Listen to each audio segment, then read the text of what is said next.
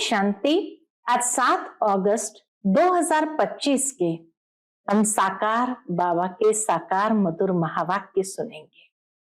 आज की मुरली में बाबा हमें स्मृति दिलाते हैं, बच्चे तुम्हें कितना अमीर बनाया था, अमीर चंद बनाया था, और अभी कलयुग के अंदर क्या बन गए हैं? फकीर चंद। अमीर अर्थात सद्गुणों से अमीर, सर्व शक्तियों से, खजानों से अमीर, श्रेष्ठ चरित्रवान होकर के अमीर बनते हैं।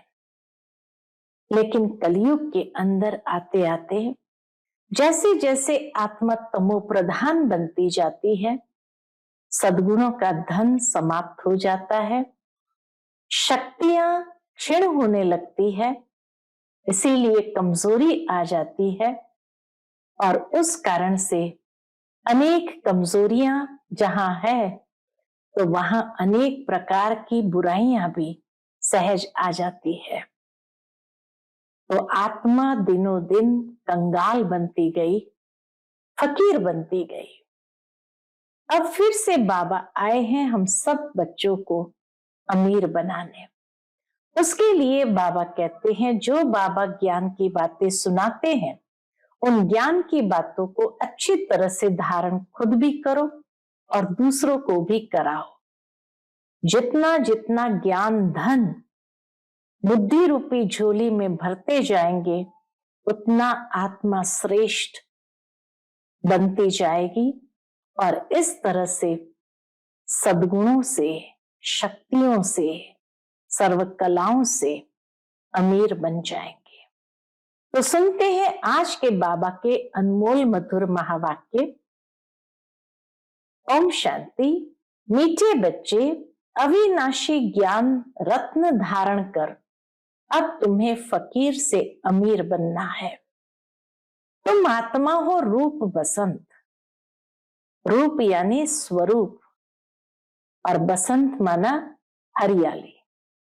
तो हम आत्माओं का स्वरूप सदा श्रेष्ठ, हरा भरा, जिसको कहा जाए भरपूर, तो इसीलिए आत्मा को कहा रूप बसंत है।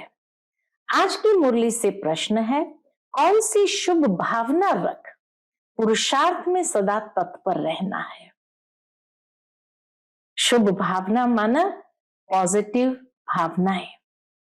उत्तर है, सदा यही शुभ भावना रखनी है कि हम आत्मा सतो प्रधान थी, हमने ही बाप से शक्ति का वर्षा लिया था, अब फिर से ले रहे हैं। इसी शुभ भावना से पुरुषार्थ कर सतो प्रधान बनना है। ऐसे नहीं सोचना कि सब सतो प्रधान थोड़ी बनेंगे, नहीं, याद की यात्रा पर रहने का पुरुषार्थ करते रहना है, सर्विस से ताकत लेनी है। आज की मुरली से पहले गीत बजा है, इस पाप की दुनिया से दूर कहीं ले चलो। ओम शांति। यह है पढ़ाई, हर एक बात समझनी है और जो भी सत्संग आदि है वह सब है भक्ति के। भक्ति में अनेक सत्संगों में मनुष्य जाते हैं, तो इसीलिए बाबा कहे भक्ति में कहेंगे सत्संग है। और यहाँ बाबा जो ज्ञान की बातें हमें सुनाते हैं वो पढ़ाई है, उसका अभ्यास करना है। अविनाशी ज्ञान रत्न धारण करने हैं।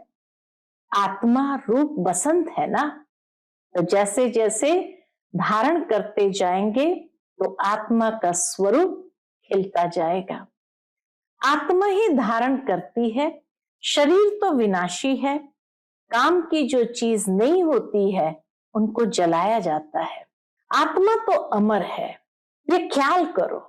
हमारी आत्मा सतो प्रधान थी, हमेशा शुभ भावना रखनी है, खुद के प्रति भी पॉजिटिव थॉट्स या पॉजिटिव फीलिंग्स जनरेट करनी है। ऐसे नहीं कि सब थोड़ी सतो प्रधान बनेंगे, कोई तो सतो भी होंगे ना, नहीं। अपने को समझना चाहिए, हम पहले पहले सतो प्रधान थे, निश्चय से ही सतो प्रधान बनेंगे। स्वयं में निश्चय चाहिए कि हम नहीं बनेंगे तो कौन बनेंगे। ऐसे नहीं कि हम कैसे सतो प्रधान बन सकेंगे, फिर खिसक जाते हैं, याद की यात्रा पर नहीं रहते। जितना हो सके पुरुषार्थ करना चाहिए, अपने को आत्मा समझ सतो प्रधान बनना है। इस समय सब मनुष्य मात्र तमो प्रधान है, तुम्हारी आत्मा भी तमो प्रधान है। आत्मा को अब सतो प्रधान बनाना है बाप की याद से। साथ साथ सर्विस भी करेंगे तो ताकत मिलेगी। समझो कोई सेंटर खोलते हैं तो बहुतों की आशीर्वाद उनके सिर पर आएगी। मनुष्य धर्मशाला बनाते हैं, कर्मों की गुह्य गति का भी बाबा ज्ञान देते हैं कि मनुष्य धर्मशाला बनाते हैं कि कोई भी आए विश्राम पाए। कितनी ऊंची भावना है। आत्मा खुश होगी ना, रहने वालों को आराम मिलता है तो उसका आशीर्वाद बनाने वाले को मिलता है। फिर परिणाम क्या होगा? आशीर्वाद तो मिला, दूसरे जन्म में वह सुखी रहेगा, उसको भी विश्राम प्राप्त होता है, मकान अच्छा मिलेगा, मकान का सुख मिलेगा। ऐसे नहीं कि कभी बीमार नहीं होंगे, सिर्फ मकान अच्छा मिलेगा। कर्मों की गुह्य गति बाबा समझाते कि उसने दूसरों को विश्राम दिया, सुख दिया, तो उसको भी मकान अच्छा मिलेगा, सुख मिलेगा। लेकिन ऐसा नहीं कि वो बीमार नहीं पड़ेंगे। कर्म ऐसे किए हैं तो बीमारी तो आएगी। अच्छा, दूसरा बाबा बताते हॉस्पिटल खोली होगी तो तंदुरुस्ती अच्छी रहेगी, दूसरों को स्वास्थ्य दिया तो खुद को भी स्वस्थ जीवन मिलेगा। यूनिवर्सिटी खोली होगी तो पढ़ाई अच्छी रहेगी, बुद्धि अच्छी मिलेगी। गाया भी जाता है फॉलो फादर, फादर शोज सन, सन शोज फादर। कितना क्लियर है। इसमें योग बड़ा अच्छा चाहिए। याद में नहीं रहेंगे तो मुरली में भी वह ताकत नहीं रहेगी। ताकत मिलती है शिव बाबा की याद में। मूल बात है याद की, जिसको ही भारत का प्राचीन योग कहा जाता है। तुम ब्राह्मण रूहानी सेवाधारी हो, सबकी आत्माओं को जगाने वाले हो। मैं आत्मा हूं ये भूलने से क्या होता है? देह अभिमान आ जाता है। समझते हैं मैं फलाना हूं, किसको भी ये पता थोड़ी है मैं आत्मा हूं। फलाना नाम तो इस शरीर का है, हम आत्मा कहां से आती है ये जरा भी कोई को ख्याल नहीं। यहाँ पाठ बजाते बजाते शरीर का भान पक्का हो गया है। बाप समझाते हैं बच्चे अब गफलत छोड़ो, माया बड़ी जबरदस्त है। तुम युद्ध के मैदान में हो, तुम आत्म अभिमानी बनो। आत्माओं और परमात्मा का यह मेला है, गायन है। आत्मा परमात्मा अलग रहे बहुकाल, तुम अभी जानते हो। हम आत्माएं बाप के साथ रहने वाली है, बाप भी वहां है, उनका नाम है शिव। शिव जयंती भी गाई जाती है। दूसरा कोई नाम देना ही नहीं चाहिए। बाप कहते मेरा असली नाम है कल्याणकारी शिव। कल्याणकारी रुद्र नहीं कहेंगे, कल्याणकारी शिव कहते हैं। शिव का ही भाव है कल्याण। इनकी आत्मा जानती है बाबा मेरे साथ इकट्ठा बैठा हुआ है तो भी घड़ी घड़ी याद भूल जाती है। ब्रह्मा बाबा कहते हैं मैं जानता हूं बाबा मेरे साथ बैठा है तो भी मैं याद भूल जाता हूं। इस दादा की आत्मा कहती है मुझे बहुत मेहनत करनी पड़ती है। ऐसे नहीं कि मेरे साथ बैठा है तो याद अच्छी रहती है। इतनी सत्यता से बाबा बताते हैं नहीं, एकदम इकट्ठा है। जानता हूं मेरे पास है, इस शरीर का जैसे वह मालिक है। विचार करता हूं बाजू में मालिक बैठा है, ये रथ उनका है, वह उनकी संभाल करते हैं। मुझे शिव बाबा खिलाते भी है, मैं उनका रथ हूं।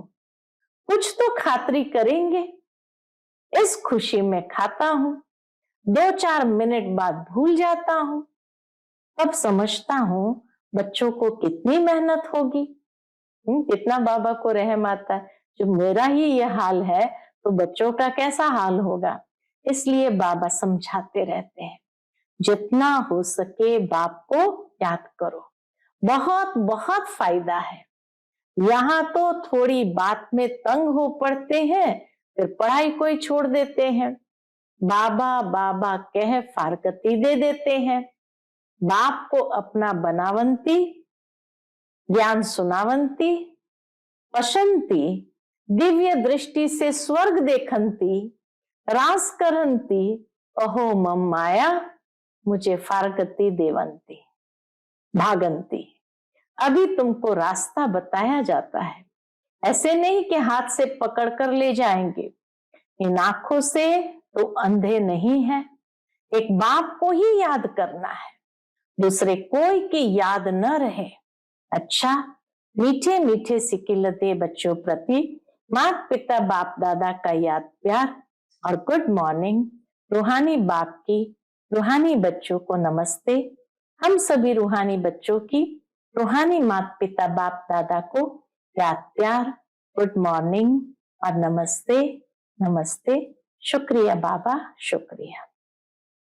आज की मुरली से धारणा के लिए मुख्य सार है। पहली पॉइंट, रूहानी सेवाधारी बन आत्माओं को जगाने की सेवा करनी है। तन मन धन से सेवा कर श्रीमत पर राम राज्य की स्थापना के निमित्त बनना है। दूसरी पॉइंट, स्वदर्शन चक्रधारी बन 84 का चक्र बुद्धि में फिराना है। एक बाप को ही याद करना है, दूसरे कोई की याद न रहे। कभी किसी बात से तंग हो पढ़ाई नहीं छोड़नी है। आज का बाप दादा का मधुर वरदान हम बच्चों के प्रति है, संगठन में रहते लक्ष्य और लक्षण को समान बनाने वाले सदा शक्तिशाली आत्मा भव। संगठन में रहते लक्ष्य और लक्षण को समान बनाने वाले सदा शक्तिशाली आत्मा भव। संगठन में एक दो को देखकर उमंग उत्साह भी आता है तो अलबेलापन भी आता है। सोचते हैं यह भी करते हैं, हमने भी किया तो क्या हुआ। इसलिए संगठन से श्रेष्ठ बनने का सहयोग लो।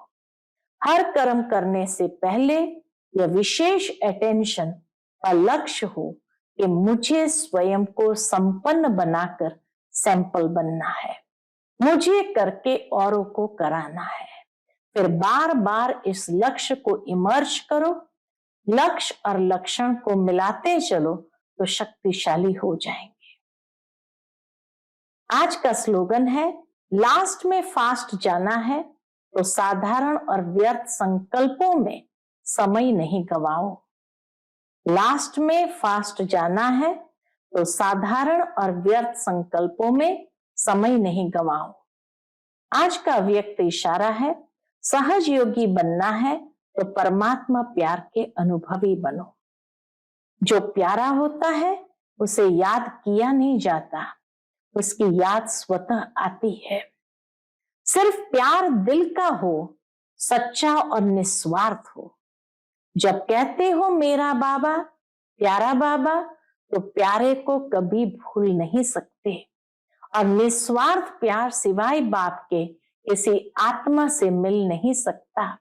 इसलिए कभी मतलब से याद नहीं करो, निस्वार्थ प्यार में लवलीन रहो। अच्छा, ओम शांति।